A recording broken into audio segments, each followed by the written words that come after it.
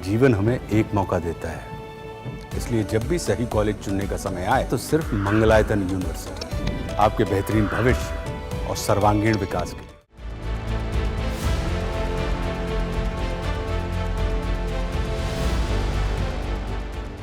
America में पिछले दिनों करीब 500 भारतीयों को डिपोर्ट करके 3 फ्लाइट्स में भारत भेजा गया।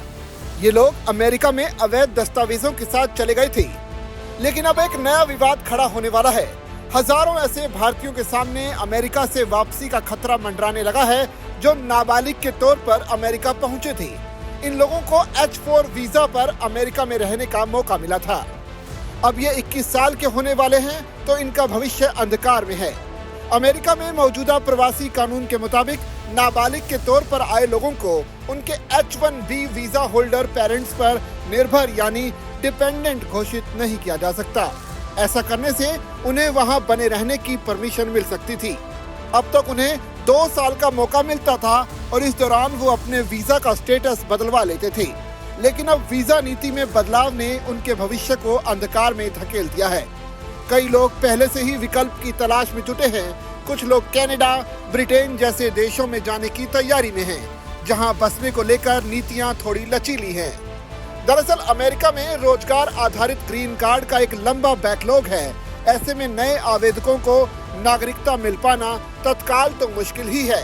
अमेरिकी नागरिकता और प्रवासी सेवा विभाग ने हाल ही में H1B वीजा के लिए रजिस्ट्रेशन पीरियड का ऐलान किया है। ये प्रक्रिया 7 मार्च से 24 मार्च तक चलने वाली है। H1B वीजा उन लोगों के लिए होता है जो गैर प्रवासी होते हैं। इसके तहत अमेरिकी कंपनियों को विदेशी लोगों को नौकरी देने की मंजूरी दी जाती है। ये नौकरियां तकनीकी और विषय की विशेषज्ञता को आधार मानकर दी जाती हैं। अब यहाँ पेच ये फंस रहा है कि H1B वीजा हर साल 65,000 ही जारी किए जा सकते हैं। इनके अतिरिक्त 20,000 ऐसे लोगों को ये वीजा जारी हो सकते हैं जिन्होंने अमेरिका में ही मास्टर्स डिग्री ली हो। अब इसमें भी फ्रॉड की आशंका को रोकने के लिए अमेरिका ने अपनी नीतियों को सख्त किया है। H1B वीजा के लिए रजिस्ट्रेशन फीस $215 की गई है। एक अनुमान के मुताबिक ऐसे करीब 1,34,000 भारतीय हैं जिनकी आयु 21 साल होने वाली है और उनके परिवारों के पास ग्रीन कार्ड नहीं है। अमेरिकी सिस्टम में बड़े पैमाने पर बैकलॉग है। ऐसे में इस बात की संभावना प्रबल है कि हजारों की संख्या में भारतीयों को अमेरिका ही छोड़ना होगा। हाल ही में टेक्सास कोर्ट ने नए आवेदकों के लिए वर्क परमिट जारी करने पर रोक लगा दी थी।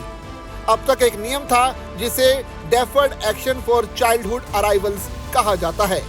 इस नियम के तहत नाबालिग के तौर पर पेरेंट्स के साथ आए लोगों को 2 साल का अतिरिक्त समय नागरिकता के लिए आवेदन हेतु मिलता था।